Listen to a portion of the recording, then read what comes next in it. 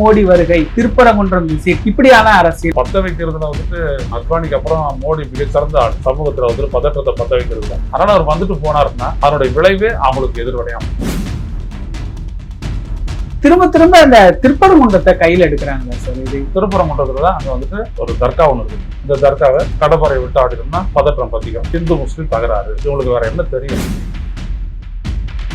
இந்த மதவாத அரசியல் தான் பாஜகவுக்கு கை கொடுக்குதா? மத ரீதியா மோதணும். ஒண்ணு ஒரு மத வெறியாளனா மாத்தணும். நீ சாமி கொடுத்துட்டு சும்மா போறிய, அங்க ஒரு சர்ச் இருந்ததுன்னா 2 கல் விட்டுப்போம், மசூதி இருந்ததுன்னா செருப்பு எடுத்து விட்டுப்போம். அது அரசியல். அவ்வளவுதான். மதவாதம் தலைக்கு ஏறிடுச்சுன்னா, இப்படிப்பட்ட ஒரு ஆட்சி வந்துச்சுன்னா தமிழ்நாடு எப்படி ஆகும்? அதனாலதான் சொன்னாரு அவர் ஸ்டாலின், இது என்டிஏக்கும் தமிழ்நாட்டுக்குமான போராட்டம். இது விஜய் போன்ற முட்டாள்களுக்கு புரியவும் தேவையில்லை. எடப்பாடி பழனிசாமி அரசியல் நிலைப்பாடு, குடும்பத்துக்கு 10,000 வேலை கொடுக்கறது விட்டுட்டு வேலை இல்லைன்னா 2,000, 1000 மீனவர்களுக்கு தொகை, வெறும் பணமாவே அள்ளி வீசுறாங்களே, இது என்ன கணக்கு? நீங்க 1000 ரூபாய் கொடுக்கும் போது இது கொடுக்க முடியாது, வசதி இல்ல, நிதி இல்லைன்னு சொன்னாரு. நாளைக்கு ஆட்சிக்கு வந்துட்டோம் 20,000 கூட கொடுக்கணும்னு ஆசைதான். எல்லாத்தையும் காலி பண்ணிட்டு போயிட்டாரு ஸ்டாலின். அப்படி திருப்பி விட்டு உட்காந்துட்டாருன்னா என்ன பண்ணுறது? கிரெடிபிலிட்டி ரேட்டிங் இருக்குது. அதுல ஸ்டாலின் ரொம்ப உயர்ந்து இருக்கிறாரு, நீங்க ரொம்ப பின்னாடி இருக்கிறீங்க. இன்னும் சொல்லப்போனா மைனஸ்ல இருக்கீங்க.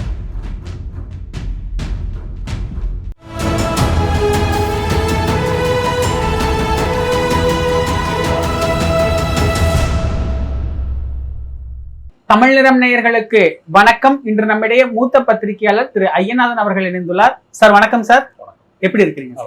பாஜக மோடி வருகை, திருப்பரங்குன்றம் விசிட், மோடி திருப்பரங்குன்றத்துல தீப ஏத்தாருன்னு இப்படியான அரசியல், இது எப்படி புரிஞ்சுக்கிறது சார்? தமிழ்நாட்டு மக்களுக்கு ஒண்ணு தெரியும், கார்த்திகை தீபம் அப்படின்றது இந்து பண்டிகை இல்லை, அது தமிழருடைய பண்டிகைன்றது தெரியும்.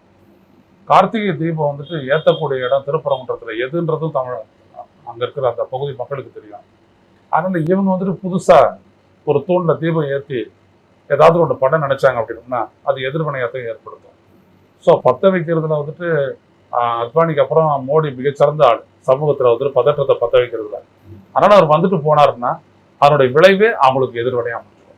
திரும்ப திரும்ப அந்த திருப்பரங்குன்றத்தை கையில எடுக்கிறாங்களா சார்? இது அண்ணாமலை, நயினார் ஆகட்டும், இந்த கந்தசஷ்டி, அங்க ஒரு மசூதி இருக்குது, அங்க ஒரு சர்ச் இருந்தது அப்படின்னா அங்க பண்ணுவாங்க. வேற எங்கேயும் பண்ண மாட்டாங்க. அழகர் மலையில பண்ணுவாங்களா? பண்ண மாட்டாங்க. அங்க யார் இருக்கிறது? யாரும் இல்லை. பழனியில ஏதாவது பண்ணுவாங்களா? பண்ண மாட்டாங்க. திருத்தணியில ஏதாவது பண்ணுவாங்களா? பண்ண மாட்டாங்க. அப்புறம் வேற எங்க சுவாமி மலையில வாய்ப்பு இல்லை. ஸோ திருப்பரங்குன்றத்துல தான் அங்க ஒரு மாஸ்க் ஒன்று இருக்குது, ஒரு தர்கா ஒன்று இருக்குது.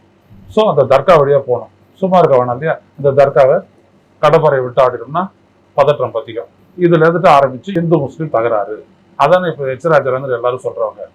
இவங்களுக்கு வேற என்ன தெரியும்? அதுதான் தெரியும். ஸோ அதை அவங்க பண்ணிடணும். அதுக்காக அவங்க திருப்பரங்குன்றத்தை குறி வச்சு என்னென்னவோ பண்ணி பார்க்குறாங்க, நடக்கலை. இன்னமும் முயற்சிக்கிறாங்க. இப்போ மோடியும் வச்சு அதை செய்ய பார்க்குறாங்க. இந்த மதவாத அரசியல் தான் பாஜகவுக்கு கை கொடுக்குதா? அதுதான் ஆரம்பத்துல இருந்தே, நம்ம 98ல இருந்தே அதுதான் அவங்களுக்கு கை கொடுக்குதா? இந்த முறை தமிழ்நாட்டுக்கு அதுதான் அவங்க எடுக்க போற? இல்ல, அவங்க ரொம்ப நாளா தமிழ்நாட்டில் முயற்சி பண்றதுதான் பிள்ளையார் ஊர்வலத்துல நீங்க பாக்குறீங்க. பிள்ளையார் ஊர்வலம், அப்புறம் வேலை வச்சு ஊர்வலம், அப்புறம் முருகனை வச்சு ஊர்வலம், எதையாவது ஒன்று செய்வாங்க. ஒரு இடத்துல அம்மனை வச்சு பண்றாங்க. எங்கேயாவது ஒரு இடத்துல ஒரு சிலுவை போட்டிருந்தது அப்படின்னா அதுக்கு கீழே ஒரு பிள்ளையார் எடுத்து வச்சுட்டு இங்க சொன்னாங்க பரங்கி மலையை செயின்ட் தாமஸ் மவுண்ட் இருக்கு இல்லையா, இதை அது பரங்கி மலை இல்லை, பிரிங்கி மலை அப்படின்னாங்க. அது தெரியுமா அவங்களுக்கு அந்த கதையெல்லாம்? அப்பெல்லாம் நீ பிறந்திருக்க மாட்டேன்னு நினைக்கிறேன்.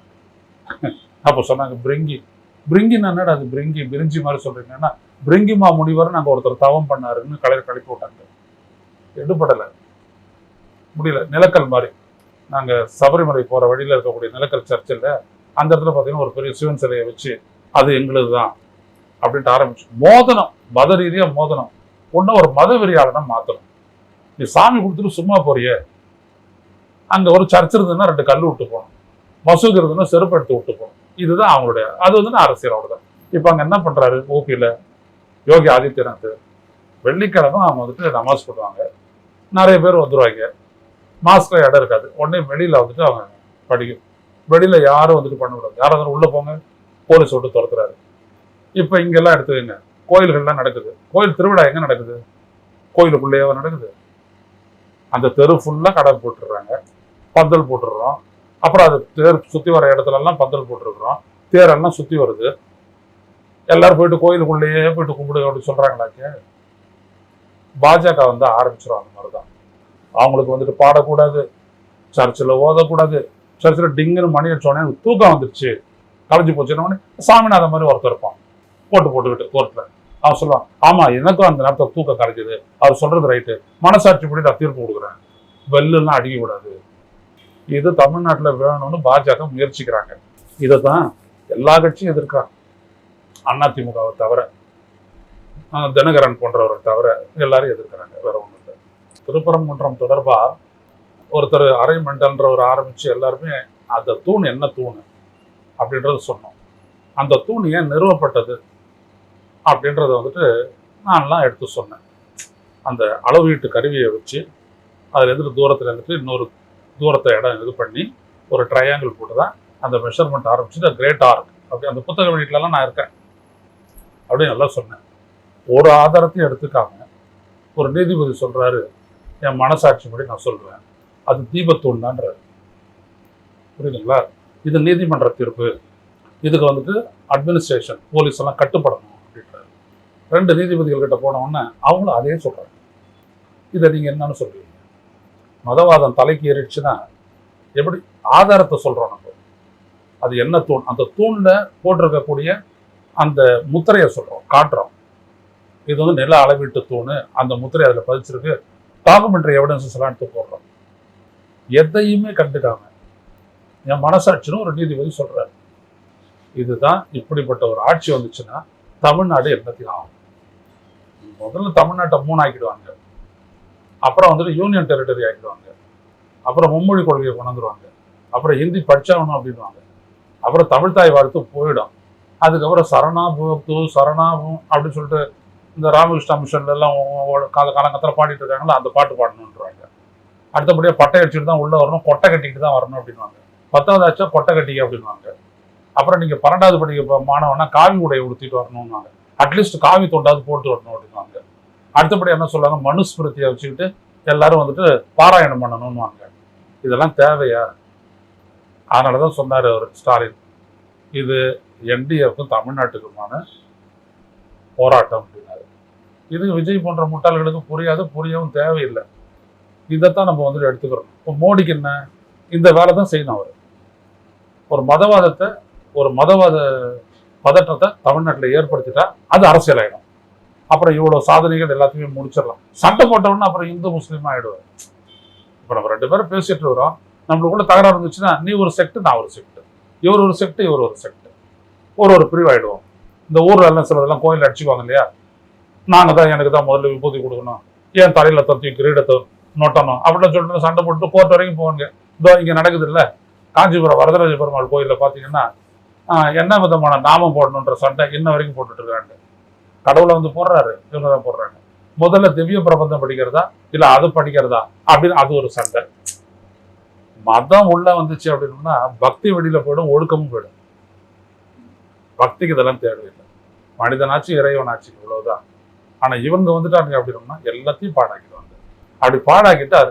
இப்ப கூட பாத்தீங்க அப்படின்னா இப்ப இந்த காங்கிரஸ்காரன் இருக்கக்கூடிய RSS காரனை பாருங்க, சீட்டு வேணுமா கூட, அப்புறம் ராஜ்யசபா சீட்டு வேணுமா, ஒரு நாடாளுமன்ற தொகுதியும் ஒரு சட்டமன்ற தொகுதியும் 39 வேணுமா, அது இல்லாத 25% இவங்களுக்கு அந்த உள்ளாட்சிகளில் கொடுக்கணுமா, அது இல்லாத கோயில் அரங்காவல நியமனம் இருக்குல்ல அதுல காங்கிரஸ்காரன் நியமிக்கணுமா. எங்க வந்துருக்கான் பாரு, புரியுதா? இப்ப என்னன்னு புரியுதுன்னு ஒண்டியில இருந்து திருடணுன்றான் காங்கிரஸ்காரன். பழைய புத்தி வந்துச்சா? இதை யார் விட்டு சொல்றா? சோனியா விட்டு சொல்லி அதை கேட்டு வேணுகோபாலத்துக்கு நீங்க கொடுக்குறாரு லெட்டரை. எப்படி இருக்குது பாருங்க. இந்த 5 ஆண்டு காலத்துல ஒரு மக்கள் இயக்கம் நடத்துனதில்லை, ஒரு போராட்டம் நடத்துனதில்லை, ஒன்றும் பண்ணதில்லை. நின்னாங்க 10 இடத்துல ஜெயிச்சுட்டு போயிட்டாங்க. உடனே அடுத்தபடியா தேர்தல் வந்துட்டோன்னா என்னென்ன கேட்கறாங்க பார்த்தீங்களா? இதுல இருந்து அந்த RSS மைண்ட் செட், ஆதிக்க மைண்ட் செட். இதுல அந்த மைக்கேல் பட்டி விவகாரம் பெரிய அளவுல ஒரு தமிழ்நாடு அப்படின்னாலே மதமாற்றம்ங்கிற லெவலுக்கு ஒரு பிராண்டிங் பண்ணாங்க அன்னைக்கு இருக்க அண்ணாமலையுடைய தலைமை பாஜக. இன்னைக்கு அது இல்ல, அப்படி ஒண்ணு நடக்கவே இல்லை அப்படின்னு அவங்க சிபிசிஐடி தான் கேட்டாங்க. சுவாமிநாதன் அவர்கள் சிபிஐயே கொடுத்தாரு, அந்த சிபிஐயே அதுக்கு சம்மந்தம் இல்லை அப்படின்னு சொல்லிட்டாங்க. இப்படி அவங்க மதமாற்ற விவகாரம் அப்படிங்கிறது, இந்த மதவாதத்தை அடிப்படையா வைக்கக்கூடிய அரசியல் அப்படிங்கிறது தமிழகத்துல ஒரு நீர்த்து போகக்கூடிய ஒரு நிலைமை ஒன்றும் அதை கிடையாதுன்ற. மத சுதந்திரம் அப்படின்றது ஒண்ணு இருக்கு, ரிலிஜியஸ் ஃப்ரீடம். நீ எந்த விதமான மதத்தை மார்க்கத்தை தழுவிக்கிற அப்படின்னு நினைக்கிறாரு இப்போ பண்ணிட்டு போயிட்டே இருக்கலாம். இது எல்லா இடத்துலையும் நடக்கக்கூடியதுதான்.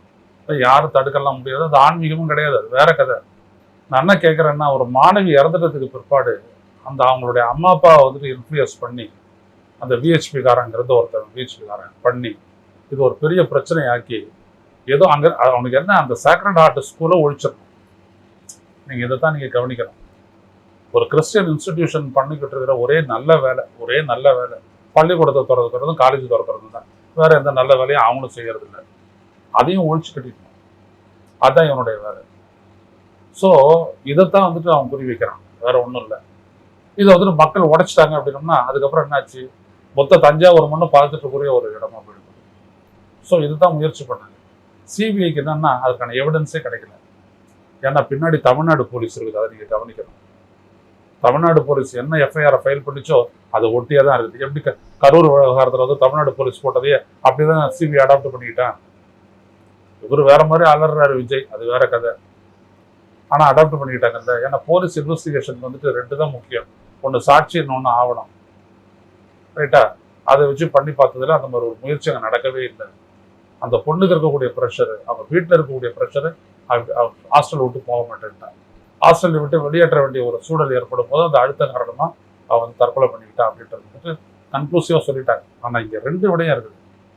அந்த வடபுறம் காளியம்மன் கோயில் அந்த பையன் அஜித் அந்த அந்த வழக்குல மூலமான குற்றம் சாட்டிய அந்த பொன்னாட்டியும் கைது செய்யல.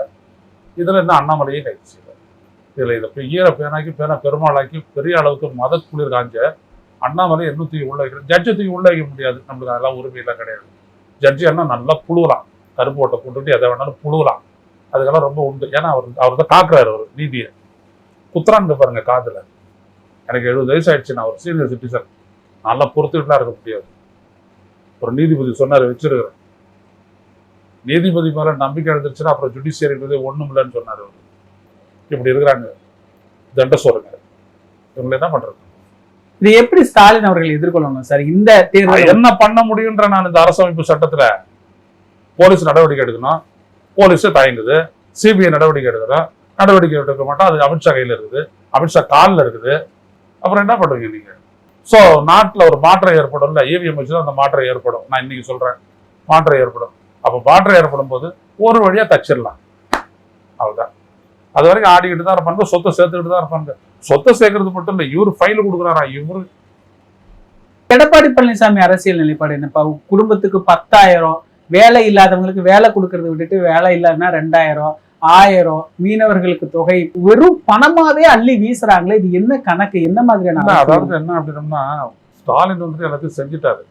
அவருடைய பலம் வந்துட்டு இந்த சாதனைகள், அந்த சாதனைகளை முறியடிக்க முடியல இவங்களால. ஸோ உடனே என்ன பண்றாங்க, வாக்குறுதியில வந்து அள்ளி வீசுறாங்க, அட்வர்டைஸ்மெண்ட்டை பாக்குறாங்க, அதை எதிர்த்து பேச முடியல. ஒவ்வொரு நாளும் கொடுக்குறாருல ஒரு அட்வர்டைஸ்மெண்ட், தமிழக அரசின் சார்பாக வருது இல்லை, அந்த அட்வர்டைஸ்மெண்ட்ல ஒரு விடயத்தோட எதிர்த்து எடப்பாடியாரை பேச முடியல. உடனே என்ன பண்றாரு, பணத்தை வச்சு அடிச்சிடலான்னு பாக்குறாரு. ஆனா 1000 ரூபாய் உரிமை தொகை, அந்த பேருந்து பயணம், விடியல் பேருந்து பயணம், அப்புறம் கல்விக்காக கொடுக்கக்கூடிய உதவித்தொகை, இதையெல்லாம் தாண்டி தமிழக அரசு என்னென்ன செஞ்சிருக்குது அப்படின்றத அடுக்கிறாரு ஸ்டாலின். உங்களால பதில் சொல்ல முடியல. உடனே அவர் என்ன பண்றாரு, அந்த எலெக்ஷனுக்கு முன்னாடி காசு கொடுப்பாங்களே அந்த மாதிரி நினைச்சிட்டு அவர் கொடுக்குறாரு. 5000 அப்படின்றாங்க, அது 3000 உரிமை தொகை தான். பிப்ரவரி, மார்ச், ஏப்ரலுக்கான உரிமை தொகை தான். புரியுதுங்களா? 2000 தான் வந்துட்டு அந்த கூடுதலாக கொடுத்த சம்மருக்காக கொடுத்தது, கோடை காலத்துக்காக கொடுத்தது அப்படின்றது, மற்றபடி வரணும் இல்லை. ஆனால் இவர் அப்படி சும்மா அள்ளி வீசுறாரு. எல்லாருக்கும் 10,000, எல்லாருக்கும் ஃப்ரீ பஸ்ஸு, எல்லாருக்கும் ஃப்ரீ கரண்ட்டு, எல்லாருக்கும் சிலிண்டரு. நம்பகத்தன்மை இவர்கிட்ட இல்லை. மக்கள் மத்தியில் கிரெடிபிலிட்டி இருக்கக்கூடிய தலைவர் சொன்னா தான் அது எடுபடுமே ஒழிய, நீங்க 2000 ரூபா சொல்லி ஸ்டாலினும் 2000 ரூபா சொன்னா ஸ்டாலின் சொல்றது தான் எடுபடும். ஏன்னா அவர் சாதிச்சிருக்கிறாரு. நீங்க 1000 ரூபா அவர் கொடுக்கும்போது இது கொடுக்க முடியாது, அதுக்கு வாய்ப்பு இல்லை, வசதி இல்லை, நிதி இல்லைன்னு சொன்னவர். இதே மாதிரி ஒரு பதில நாளைக்கு ஆட்சிக்கு வந்துட்டோன்னு சொன்னீங்கன்னா என்ன பண்ணுவீங்க? கொடுக்கணும்னு ஆசைதான், 20,000 கூட கொடுக்கணும்னு ஆசைதான். ஆனா நிதி வசதி இல்லையே, எல்லாத்தையும் காலி பண்ணிட்டு போயிட்டாரு ஸ்டாலின், அப்படி திருப்பி விட்டு உட்காந்துட்டாருன்னா என்ன பண்ணுவீங்க? அப்ப இதை மக்கள் யோசிப்பாங்கல்ல, யோசிப்பாங்களே, யோசிக்க மாட்டாங்களா? அவ்வளவுதான். ஸோ எடப்பாடி பழனிசாமி யோசிக்க வேண்டிய இடம் என்னன்னா, இவருக்கு மக்கள் மத்தியில் ஒரு நம்பகத்தன்மை இருக்கா, கிரெடிபிலிட்டி இருக்கா? கடனுக்கு எப்படி இந்த கிரெடிட் ரேட்டிங்கோ அந்த மாதிரி ஒரு அரசியல்வாதிக்கு கிரெடிபிலிட்டி ரேட்டிங் இருக்குது. அதில் ஸ்டாலின் ரொம்ப உயர்ந்து இருக்கிறாரு, நீங்கள் ரொம்ப பின்னாடி இருக்கிறீங்க. இன்னும் சொல்லப்போனால் மைனஸில் இருக்கீங்க. உங்களுடைய 2017-21 ஆட்சி அப்படின்றது மக்கள் வெறுத்த ஒரு அரசு, அவ்வளவுதான். அதனால உங்களால் தொடவே முடியாது. நீங்கள் என்ன வேணால் இன்னும் கூட நிறைய சொல்ல போறாரு அவர். இன்னும் ஏகப்பட்டது இருக்குது. அட்வர்டைஸ்மெண்ட்ல பார்க்கறதுக்கெல்லாம் அவர் தயாரிச்சுக்கிட்டு 10 நாளைக்கு ஒரு முறை அவர் பேசிக்கிட்டே இருக்க போறாரு. இந்த டிராக்டர்லாம் வாங்கி தர போறேன்னு சொல்ல போறாரு. புரியுதுங்களா? விவசாயிகளுக்கு டிராக்டர் அவங்களுக்கு 25,000 ரூபாய் தர போறாரு. டிராக்டர் வாங்கினா 2 லட்சம் ரூபாய் மானியம் அப்படிலாம் அவர் சொல்ல போறாரு. பாருங்க, வரப்பதான் போகுது. நிகழ்கால அரசியல் குறித்து பல தகவல்களை பகிர்ந்து கொண்டதுக்கு நன்றிங்க சார். இதே போன்று நிகழ்கால அரசியலின் சாரம்சங்களை அரசியல் ஆளுமைகளின் நேர்காணல் வழியே தொடர்ந்து காண தமிழ் நிறம் வலையொலியை சப்ஸ்கிரைப் செய்யுங்கள். தங்களின் மேலான கருத்துக்களை கருத்துளை பெட்டியில் பதிவிடுங்கள். நன்றி, வணக்கம்.